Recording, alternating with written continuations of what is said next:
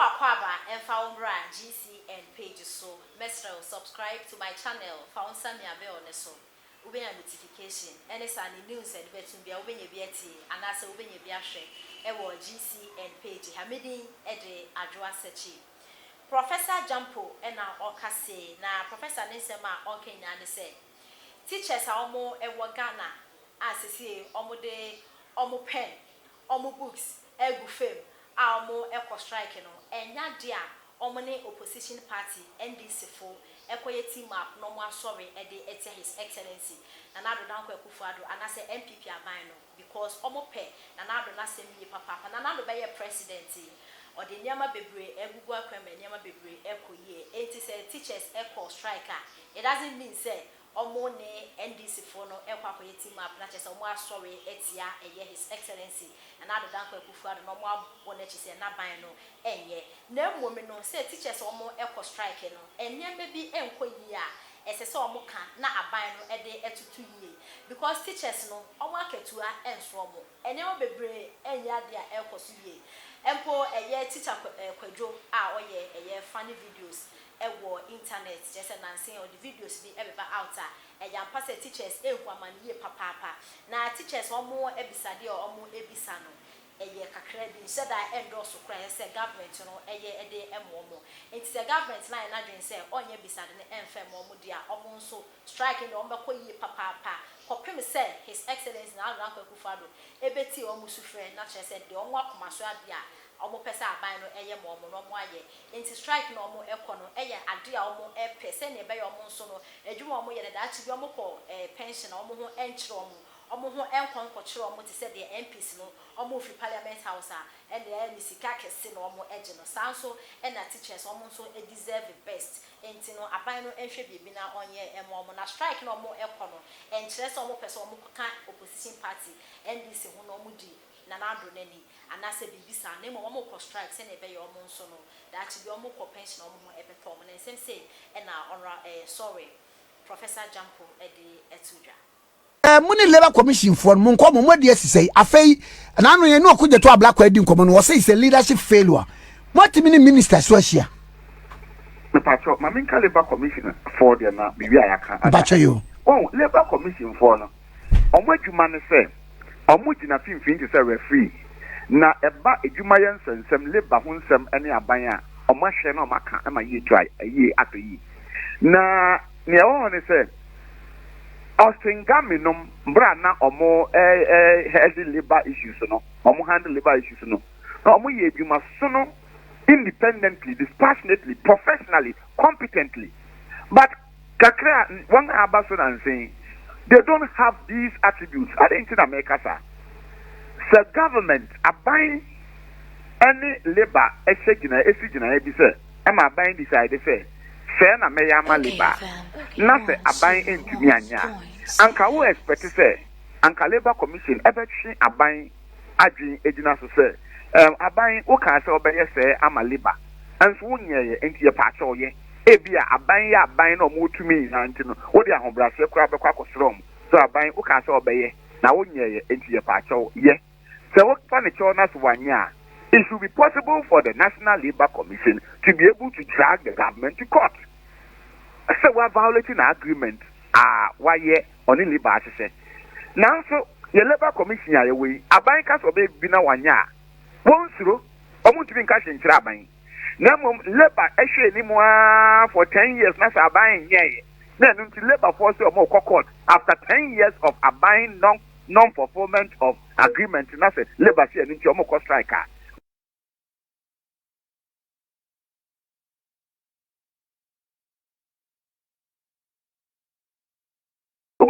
National Labor Commission did make a court say make restraining injunction to restrain the labor from embarking on industrial action.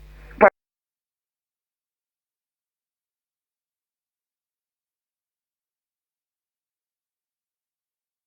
was asking me initially, what kind of incompetence is this, and what kind of discrimination is this? Well, I don't think that baby a teacher for and common pay omo asem no Omote say obidi omo court no mo say opa court one court to strike no ye beko enti labor commission for no baby asem no edu no we have no confidence in them yen this one to me what you say and same some for meeting be mpeni for an ona I don't think there is confidence in them enti nya as I say ye ne say ye nya an independent habitat. Mejewo, Prof. Yay. But sorry, maybe some madeno. But you to us, Prof. You independent habitat. Me pacho, you an independent, competent habitat. Okay. One quarter or singa menu weti akwan.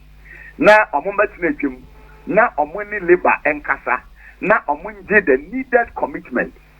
Ansana ebia nkofo akomatom ebeto muyema amakomatom na labor commission to say as it's currently constituted in there I think they've been abysmal and a failure omuntumi anya bibia ebetumi aboa na meeting ya na yeko se ni ameka ne enro afa on friend nkofo no meeting me em bi so mo se koti se omo ti o yan ka asem bi ye kan no enye ne ayahwehwe omo ka ne bibia edu politician for there with alacrity Entamwani increase of salaries. Now, so edu teacher for a produce politicians are. Ye per se a chicken and nasi. To say, baby, do not say no more penna, a diasana of the near Yasreno, and lecturer, Obifia 4B lecturer, not or Jena Kitia, or Nitrani, Wako, Nitrani, Wawo Mammy and Sa, or sack of the car, or to be fear, Utia light bill, water bill, or all utilities. Wakoto phone now or talk credit gusu. You boss me a ketiano. We are 3,400, 3,600, 3,600. Over then we did it. Oh, now more dear Akasia and saying a 3 year question on the average 70-something%. Now let by the amount of 4%. Profit. Hey, Momo Catriano. Let's rabbit the year 3,600.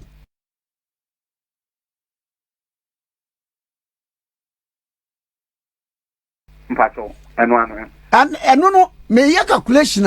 A year bear $600 and bear $30 bill. That is it. And some university teachers for we are not against government. We didn't come into office to oppose government, and we will not team up with the opposition. Buying any opposition force and find too much and opposition. What we are seeking to do is to promote our own interests, and this one will do it forcefully and proactively. And you know, omunya resolved and come cool. Buying maybe say on to me appointed an independent habitat. A best from Mampini Nankasa. A true Mapo. Mampenia Akufo Addo Nankasa. Minyaya, Konankasa to the Num 2. Number can be and say teacher for. Now you hold him to his work. Now, I say so far, no one more or man negotiating for him, no. I think almost really. Jonankasa Emra, number can be teacher for. It's also see, I'm sure you are. Sadia Air Coffee, Yama say. The 12 na entry point near be I want to make over $2,000. What if I said $2,000? That was the agreement we had. No, you cry, no cry, in Scacro, in Skybody, 12,000 Ghana cedis. And no crap. Yeah. Oh, and Dana, yes, I press conference now. And Benin Walker, I say, I buy and restore you to 2,000. No, and no cry, and no cry, you move in crying. And so your question on one of them said, you can't say, restore that figure. Answer any on what's not in Kunya. And the lecturer forces say, Omon can't say, Mon Passy can be Granca is it a woo. You know, can say, near agree from 2012 and one among family. Near Yemoye is in Kunya, agree and not buying yes or obey no. Sazicano and among family. Till 2012, Yadan Oka. What the money now you be negotiating for Namaka oh be a sika create want to monchain na ebia you be na da for fra and look at that Debbie wait ye twen ye dey because you prof obi ti se wo a eja wo swag wo pro ho kaka wo so siesie ho na ankofo kon do adwuma no na sabi usu ku ehye wo eyesei uguchi wo sheprada ne da dia babaka besro ne ba so e me se akoye ne se